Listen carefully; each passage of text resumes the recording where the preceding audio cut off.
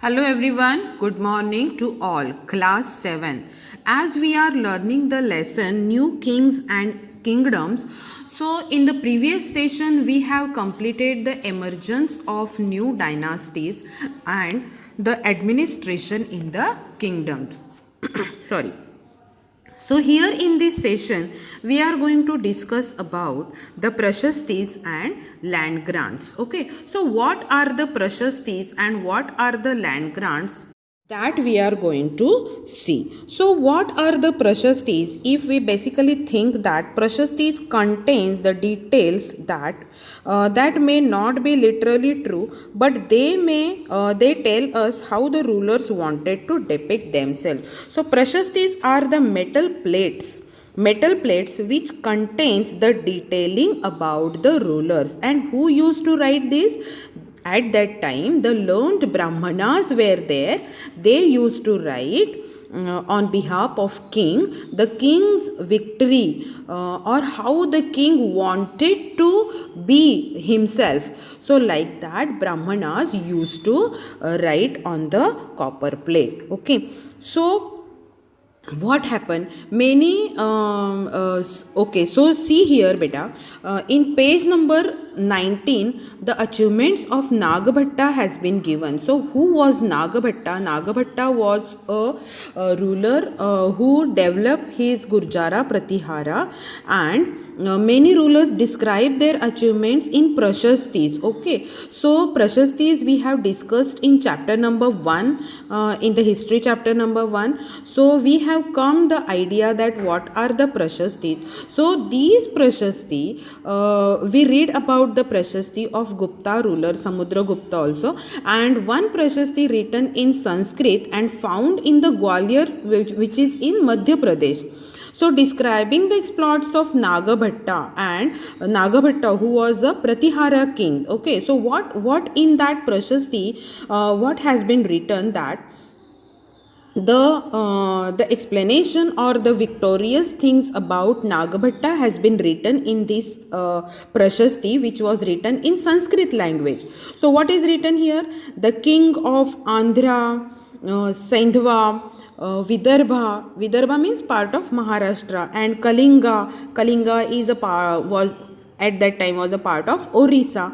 Then Kalinga fell before him even as he was a prince. Okay, so when you see, what about it is said about Nagabhatta, and when Nagabhatta was a prince, he was a ruler. His power was spread over the Andhra, Sindhva, Vidarbha and Kalinga. Okay, when he was a prince, he won a victory over Chakrayuddha. Chakrayuddha was the ruler of Kanauj. Okay, so he defeated the king of Vanga. Vanga means part of Bengal.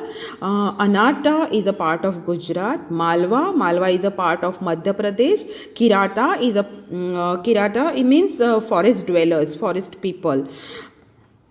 So, and Turkasha means Turks, and Vatsa, Matsa, these are the both kingdoms in North India. So he has established the power of these much areas because he has got the victory over Chakrayuddha. Okay, so it is depicted that Nagabhatta was a warrior king or a victorious king. Okay, so according to these prashastis, we come to know that at that time how the kings wanted to establish themselves were depicted to be. Okay, so kings often, what happened, these prashastis the learned Brahmanas used to write, and the satisfied ruler, the happy ruler, oftenly rewarded to these Brahmanas, and the rewards were in the form of grants of lands. Okay, so the king offer the part of land to that Brahmanas, those who have written this prashasti. Fine. So these were recorded on the copper plates which were given to those who received the land. Means the so how the record would be record it, all that things, how that to be recorded, that if any king gives the land grant to any brahmanas, it was being written on the copper plate. So that copper plate you can see on page number 19. Okay, so this is the set of copper plates. So this is the this is the record. Okay, what record? A land grand land, so which was made a ruler in the 9th century, and it was partly written in the Sanskrit and partly in the Tamil. Okay, so this was about the Prashastis and land grant. So what was given with that land? What was written in that copper plate? So if the king offer any brahmana a land grant, okay, so what was along with that? So one part has been given in your textbook in yellow highlight, that the part of Tamil section of a land grant given by the Cholas. Okay, when the Cholas rulers ruling in the Tamil Nadu, so that time one record we have got here, and what is said here, that we have demarcated the boundaries of the land by making earthen embankments as well as by planting thorny bushes.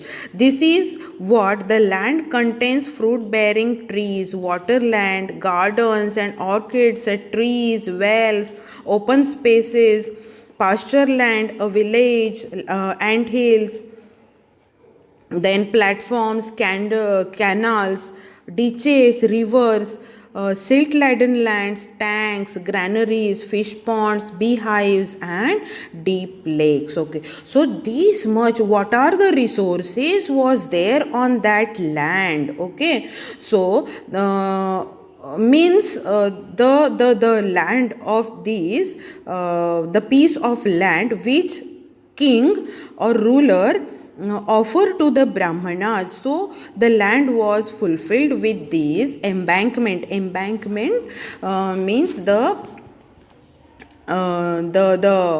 what we can say, it is a boundary which the sand do not silt down. Okay, so as well as the planting thorny bushes, and the land was contained with fruit bearing trees, waterlands, gardens, then wells, open spaces, pasture land where the cattle can graze, cattle could graze, then the ant hills, platforms, canals, ditches, rivers, everything was there. Okay, so those who he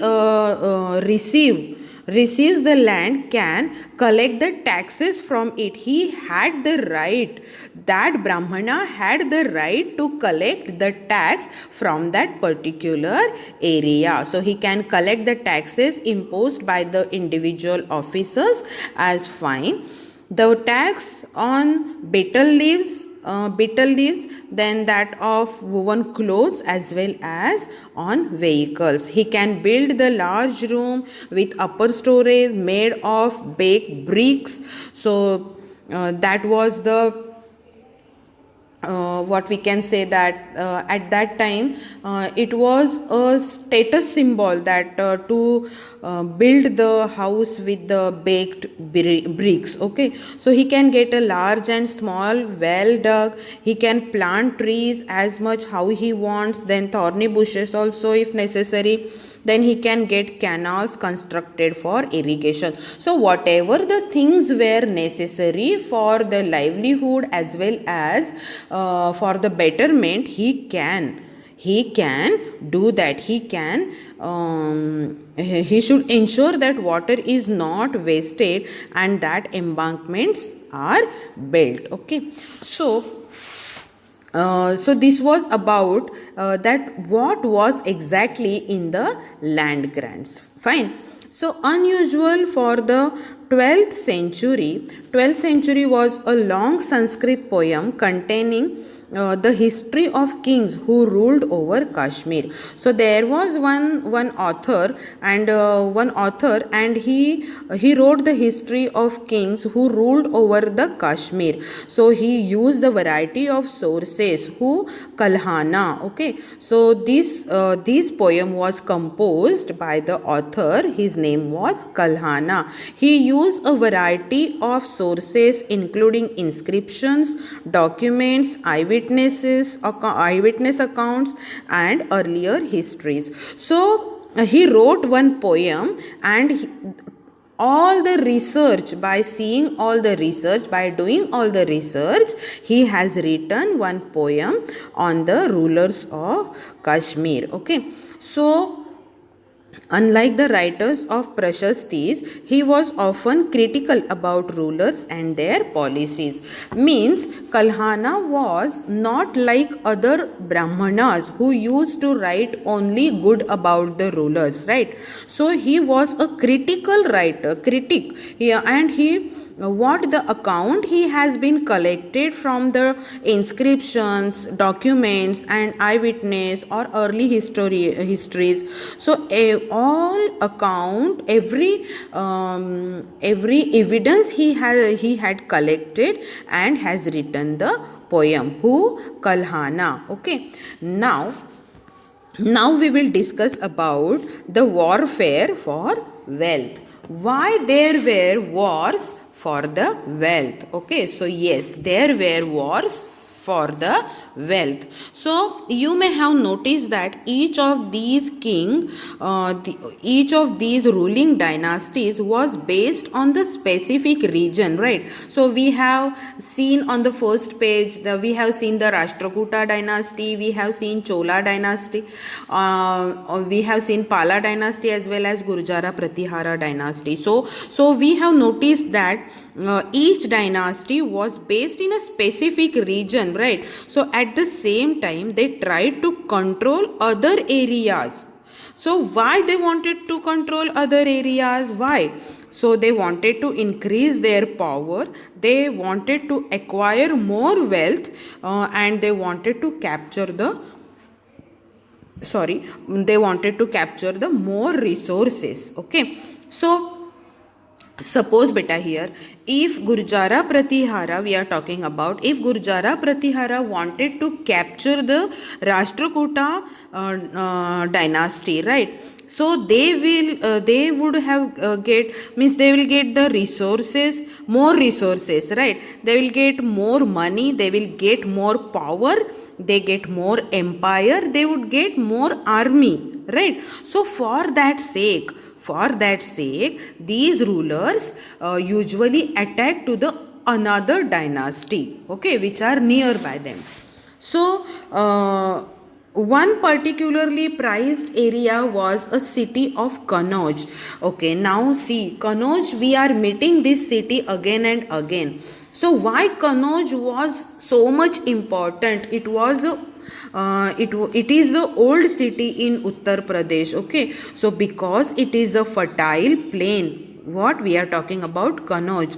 And see, if we see the location of Kannauj, it is in the Ganga valley, and as we are learning that northern plains are very fertile plains, right? So that city was also very developed cities, resources were more and the natural resources were more. So for centuries, every ruler wished to capture on the Kannauj. So rulers belonging to the Gurjara Pratihara, Rashtrakuta and Pala dynasty fought for control over the Kannauj because for the resources. Okay, and because there were, so see, these three dynasties were struggling to capture on the Kannauj. So this war, so there were three parties in this long drawn conflict. So every dynasty wanted to rule over the Kanauj, wanted to capture Kanauj. So that is why historians often describe it as the tripartite struggle. So question will arise that what is tripartite struggle? So that time you have to explain it. Because see, Gurjara Pratihara was one dynasty, Rashtrakuta and Palas, these three parties, okay, three dynasties were struggling to capture Kannauj. So that is why historians said na, that it was a tripartite struggle. Fine. So as we see on page number 62 to 66, so rulers also tried to demonstrate their power and resources by building large temples. Okay, so as how the king was flourished, or how the kingdom was developed. So how we can say that? By seeing the temples, okay, by seeing the large temples, we can understand that how much the land, the kingdom was flourished at that time. So every ruler focused on the building of temples, to build the temples. So when they attack one another's kingdom, when rulers were attacking on one another's kingdom, they concentrate, they oftenly choose to target temples. Why they wanted to choose to target the temples? Because there was means there were sometimes extremely rich, the treasury of the temple was really extremely rich. The gold resources, or what we can say, the diamonds, or whatever the precious things were there, it was there on the it was there in the temple's treasury. So every ruler wants to concentrate on the large temple, okay, for these resources. So one of the best known of such ruler in Sultan Muhammad of Ghazni, or Mahmud of Ghazni, from Afghanistan. So he ruled from 997 to 1030 and extended control over parts of Central Asia, Iran, and the northwestern part of the subcontinent. He raided the subcontinent almost every year. His targets were wealthy temples, including that of Somnath, Gujarat. Much of the wealth Mahmud carried away was used to create a splendid capital city at Ghazni. So see here, beta. Sultan Mahmud of Ghazni, he was a prince of Afghanistan. He was a prince of Ghazni in the Afghanistan, right? So when he concentrated to rule, to attack or to capture the India, northern India. So as he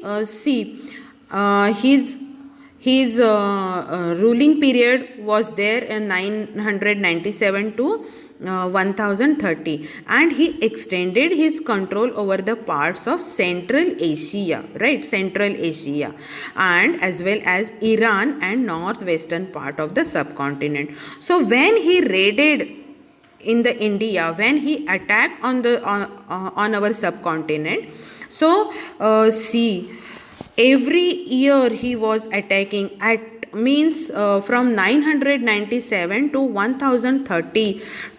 So 17 times in the year of 27 years, 17 times he had attack on our subcontinent, right? So Gujarat, he raided on the Gujarat Somnath temple, and that temple was so rich, so wealthy, that all the wealth he plundered away, he looted all the wealth, and every year he was raiding, he raided to our subcontinent. So much of the wealth, whatever the wealth he was getting from this subcontinent, he used to develop his city Ghazni, right? So all the wealth he used to develop his capital city Ghazni.